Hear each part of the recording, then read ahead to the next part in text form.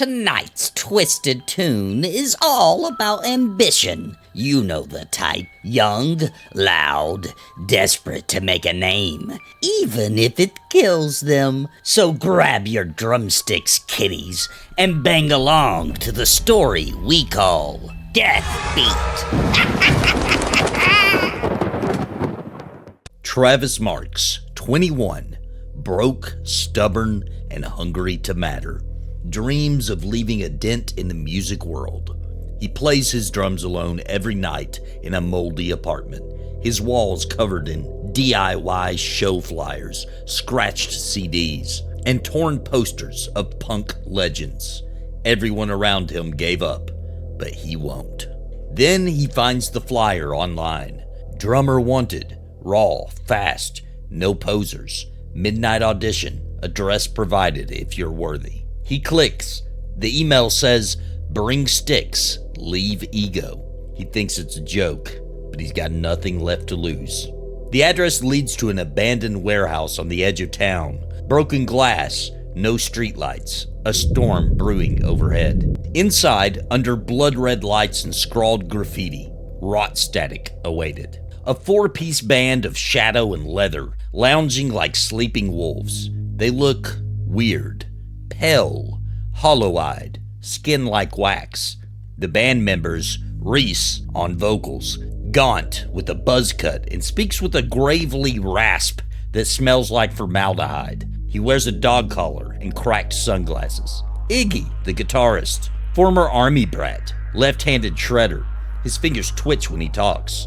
He keeps a photo of his little brother in his vest. Ash, the bassist, inked from jawline to fingertips, her eyes glowing vibrant green under the stage light. She exuded mystery, maybe regret, but wore her heart on her sleeve.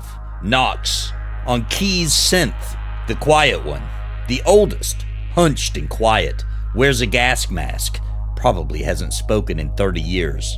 They're cold, but not cruel, tired more than angry. Reese gives him the look over. "You think you can keep time, kid? Time's all we got left." Travis shrugs. "I've played worse basements."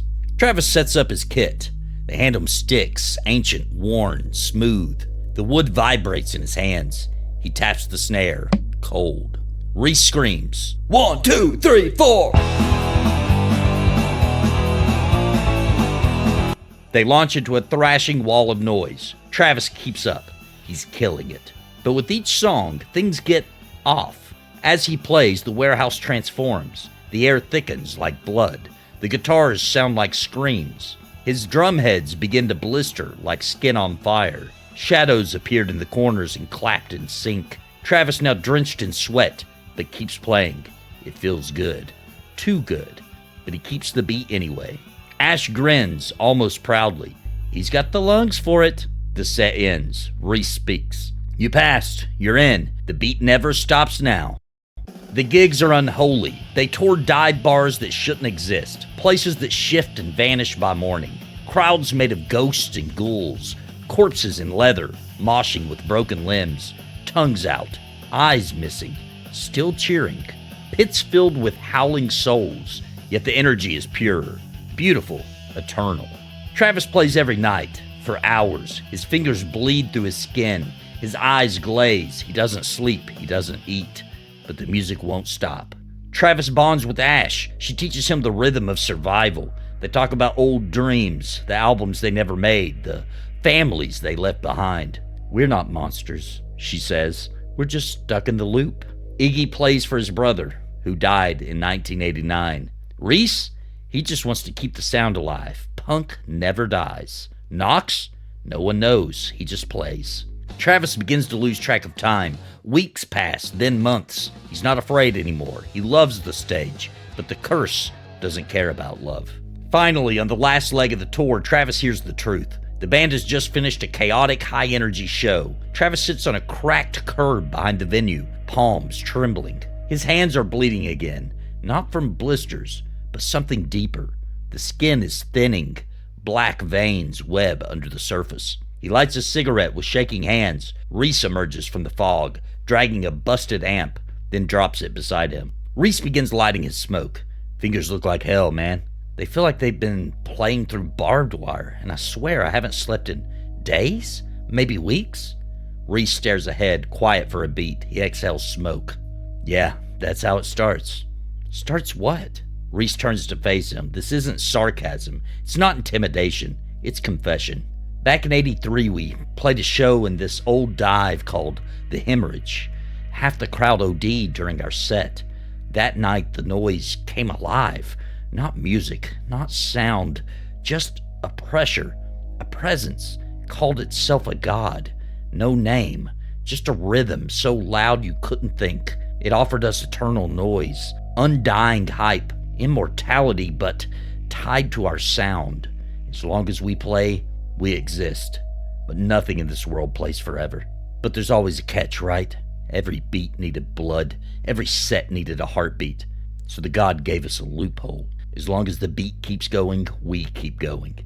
But beat needs a pulse, a heart, something living to hit the skin and keep time. That's the deal. The drummer is the anchor, the flesh and blood that feeds the rhythm, keeps the curse from slipping into chaos. The drummer has to feel, to ache, to bleed. That pain keeps the god entertained. The rest of us, we're echoes now, reflections, ghosts with guitars. And once the drummer starts to rot, Travis asked, the pulse fades. The god hungers again. Travis stares in disbelief, but the pain in his hands confirms it. Deep down, he already knew. So I'm just fuel? Reese shrugs. You're the metronome of damnation, kid. But hey, you're one hell of a drummer. Travis didn't know what he was in for, but he chose this the moment he took those sticks. And slowly, he began to understand why they did it. One night after a show, Travis wakes to find his fingers rotting, just a little. The skin is graying, the veins hum with static. His heart doesn't beat, it pounds like a snare drum. Ash sat down beside him. The curse is creeping in. You've got a year before you're like us. What if I keep going? Travis asks. What if I never stop? Ash looks tired. No one's ever made it through 2 cycles. It breaks your mind. You don't want to end up like Knox. Ash is cleaning a cracked bass string. She doesn't look up. We all thought we'd beat it once. That we break the curse or turn the god's favor into something pure. Iggy still thinks that. Reese gave up. Knox stopped thinking decades ago. But me, I've seen too many stick men turn to rot. You've got fire, Travis, but fire doesn't last. Not without kindling. She hands him a cold beer. He takes it. Just know, we don't hate you. We remember what it's like to burn.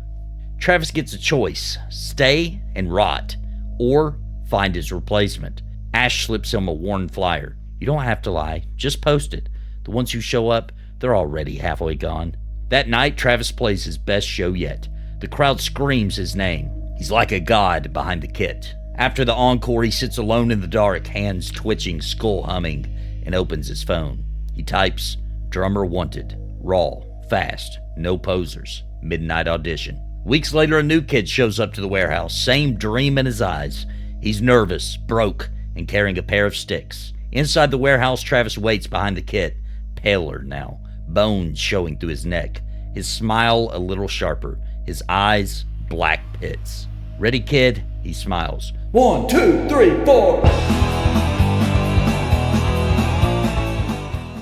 Travis learned that rhythm has a pulse, but only the dead can hear it. And in this band, you never miss a beat, or it'll bury you alive. It's been a real scream sharing this tale with you.